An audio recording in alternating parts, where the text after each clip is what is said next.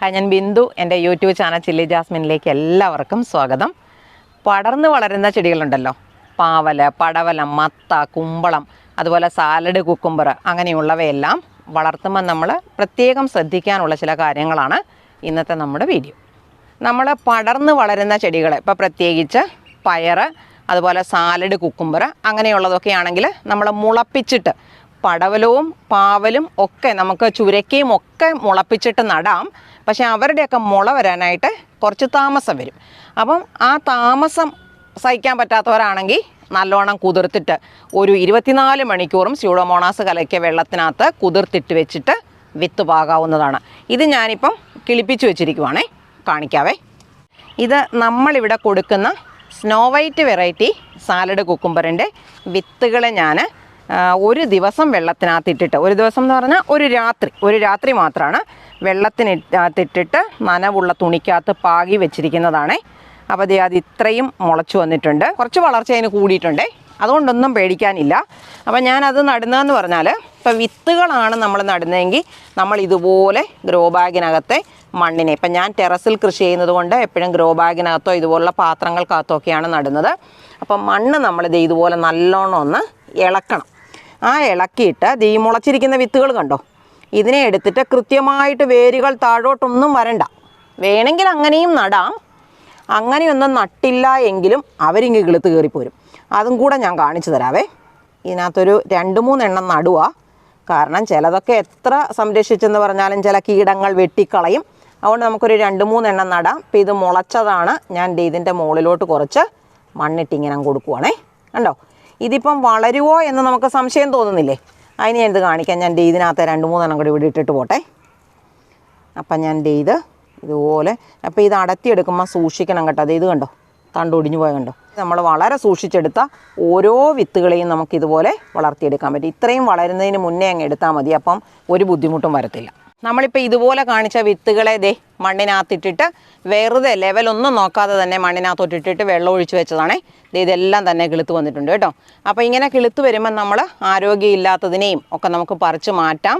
അതുപോലെ ഈ ചിലപ്പോഴാണെങ്കിൽ കുറച്ചുകൂടെ വളരുന്നിടം വരെ ഈ വിട്ടിൽ പോലത്തെ ജീവികളുടെയൊക്കെ ആക്രമണം കൊണ്ട് ചില തണ്ടൊക്കെ ഇങ്ങനെ മുറിച്ചൊക്കെ കളയും.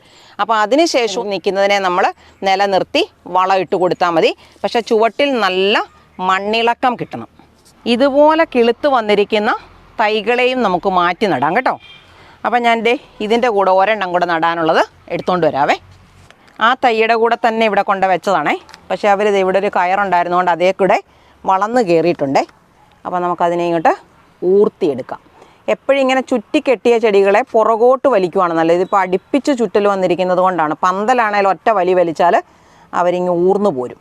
അപ്പോൾ ഇത് ഞാൻ പോകാതെ അഴിച്ചെടുക്കുവാണേ. നമുക്കിവരെ ഒരുമിച്ച് വെക്കാം, 2 ചെടിയെ. ഇത് നമ്മൾ വേറെ എന്തോ ഇതിനു മുമ്പ് നട്ടുപിടിപ്പിച്ച ഒരു പാത്രത്തിലെ മണ്ണാണേ. അപ്പം നമുക്ക് ആ മണ്ണിനെ ഒന്ന് കൊത്തി ഇളക്കിയിട്ട് വേണം നടാൻ. അപ്പം ഇതുപോലുള്ള തൈകളെ മാറ്റി നടുമ്പോൾ ഉണ്ടല്ലോ, ഇതിൻ്റെ റൂട്ട് ബോൾ, അതായത് ഈ വേരൊക്കെ കൂടെ ചുറ്റിക്കെട്ടി വരുന്നൊരു ഭാഗമില്ലേ ഇതിൻ്റെ ചുവട്ടിൽ, അതിൻ്റെ ഇരട്ടി വലിപ്പമുള്ള കുഴിയിലാക്കിയിട്ട് വേണം ഇത്തരത്തിലുള്ള ചെടികളെ നട്ടുപിടിപ്പിക്കാൻ. അപ്പം ഞാൻ ഈ മണ്ണ് ഇളക്കിയിട്ട് അതിനകത്തൊരു ചെറിയ കുഴി ഉണ്ടാക്കിയിട്ട് വേണം നമുക്ക് ഇവരെ അങ്ങോട്ട് ഇറക്കി വെക്കാൻ. ചുവട് ഇതുപോലൊന്ന് ഞെക്കി കൊടുത്തിട്ട് നമുക്ക് ഊർന്നു പോരുമോ എന്ന് നോക്കാം. കണ്ടോ, ഇതേപോലെ പോരും. ഈ ചെടിയെ നമ്മൾ പൂർണ്ണമായും ഈ കുഴിക്കകത്തേക്ക് ഇറക്കി വെക്കുവാണേ. അതേപോലെ തന്നെ നമുക്ക് ഇതിനെയും ചെയ്യാം. എന്നിട്ട് നല്ല പോലെ മണ്ണിട്ട് കൊടുക്കണം. ഇനി ഇത് വളർന്നു തുടങ്ങിയതിന് ശേഷം മാത്രം വളം ഇട്ട് കൊടുത്താൽ മതി കേട്ടോ. ഇപ്പോഴത്തെ സമയത്ത് നമ്മൾ ഇതുപോലെ നട്ടുപിടിപ്പിച്ചതിന് ശേഷം വെള്ളം മാത്രമാണ് ഒഴിച്ചു കൊടുക്കേണ്ടത്.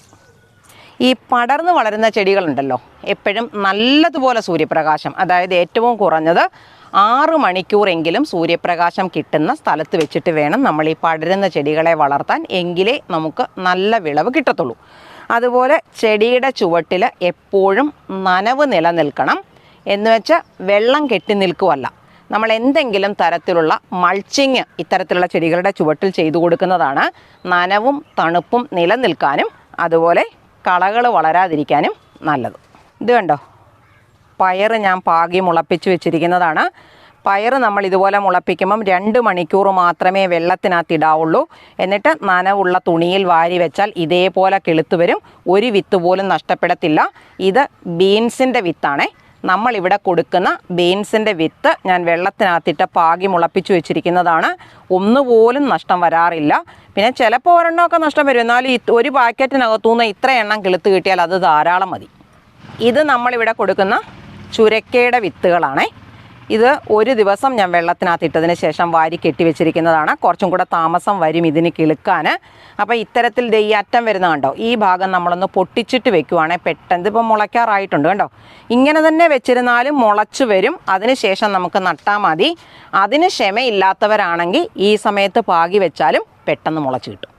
നമുക്കിതിൻ്റെ ഒരു 2 എണ്ണം ഇപ്പം തന്നെ പാകി വെച്ചേക്കാം. അപ്പോൾ ഇതിനകത്തെ മണ്ണ് നമുക്കൊന്ന് നല്ലതുപോലെ കൊത്തി ഇളക്കി കൊടുക്കണം. ഇനി ഞാൻ ഇതിനകത്തോട്ട് ഈ കല്ലൊക്കെ ഉണ്ടെങ്കിൽ നമ്മൾ പെറുക്കി മാറ്റുന്നതാണ് ഈ വിത്ത് മുളയ്ക്കുന്ന അവസരത്തിൽ നല്ലത് കേട്ടോ. ഞാൻ ഇതിൻ്റെ ഒരു 4 എണ്ണം ഇതിനകത്തേക്ക് ഇടുന്നുണ്ട്. അപ്പം എത്ര എണ്ണം കിളുക്കുമെന്ന് നമുക്ക് നോക്കാം. ഇതിനകത്തേക്ക് ഇട്ടു. എന്നിട്ട് വെറുതെ ഇച്ചിരി മണ്ണിട്ട് മൂടി ഇനി വെള്ളം തളിച്ച് വെക്കണം കേട്ടോ. പടർന്ന് വളരുന്ന ചെടികൾക്ക് നമ്മളൊരു 2 ആഴ്ച കൂടുമ്പോഴെങ്കിലും വളം കൊടുക്കണം. നട്ടുപിടിപ്പിക്കുമ്പോഴേ വളം കൊടുക്കണമെന്നില്ല. അപ്പോൾ പക്ഷേ നമ്മൾ നട്ടുപിടിപ്പിക്കുന്നത് നല്ലതുപോലെ കമ്പോസ്റ്റ് ചേർന്ന മണ്ണിലായിരിക്കണം. നല്ല വളക്കൂറുള്ള മണ്ണിലായിരിക്കണം പടരുന്ന ചെടികൾ. അത് പാവലായാലും പടവലമായാലും വെള്ളരി ആയാലും അങ്ങനെയുള്ള എല്ലാ പടർന്ന് വളരുന്ന ചെടികളും നല്ലതുപോലെ അടിവളം ചേർത്ത മണ്ണിൽ വേണം നട്ടുപിടിപ്പിക്കാൻ.